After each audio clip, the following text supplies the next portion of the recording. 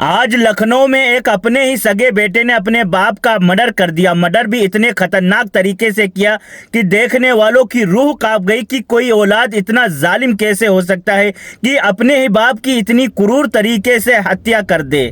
तो मामला कुछ इस तरीके का है कि एक करोड़पति इंसान जिसके पास सब कुछ है, मगर एक चीज की कमी है जो हर घर के अंदर ये समस्या है कि छोटी मोटी लड़ाइयाँ, छोटे मोटे झगड़े, उस घर में भी ये सब कुछ हो रहा था।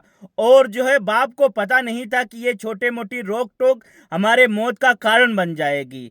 बाप चाहता था कि बेटा जो है नीट का एग्ज़ाम दे करके डॉक्टर बन जाए, मगर बेटा चाहता था कि वो बिजनेस करे।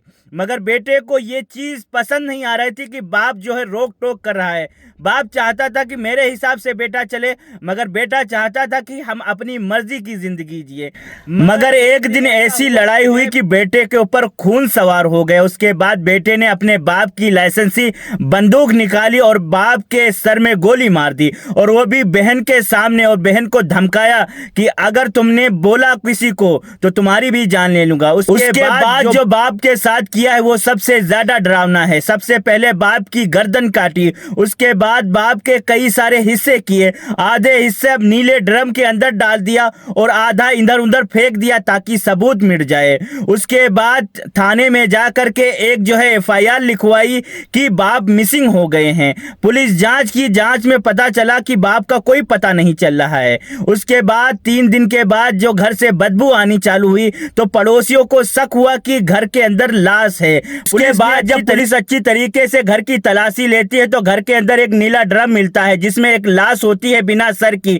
वही नीला ड्रम जो हिंदुस्तान के अंदर छाया हुआ है, लोगों के अंदर डर बैठ गया है उस नीले ड्रम के लिए कि कहीं ऐसा ना हो कि किसी की इसके अंदर लाश ना हो, क्योंकि मर्डर करने वालों को ऐसा लगने लगा है कि सबसे आसान तरीका है लाश छुपाने का, वो है नीला ड्रम। 2 जिंदगियां बर्बाद हो गई है। एक जिंदगी जो इस दुनिया से चली गई और दूसरी जिंदगी भर के लिए जेल में सड़ेगी।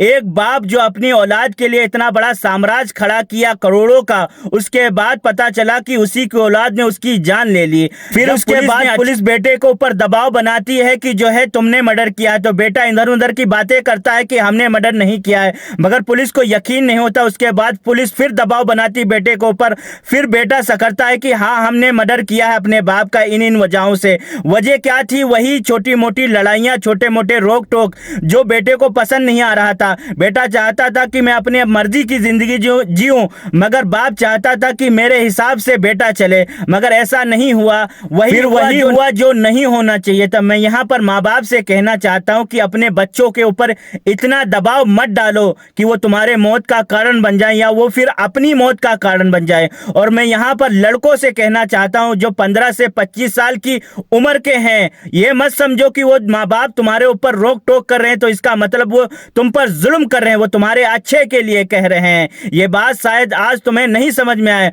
मगर जब तुम्हारे खुद की औलादें होंगी उसके बाद तुम्हें समझ में आएगा कि हमारे माँ बाप ने हमें जो रोक टोक की थी वो अच्छे के लिए की थी। क्योंकि तुम्हारे माँ बाप उस पतंग के धागे की तरह हैं जो पतंग आसमान की ऊंचाइयों तक उड़ती है।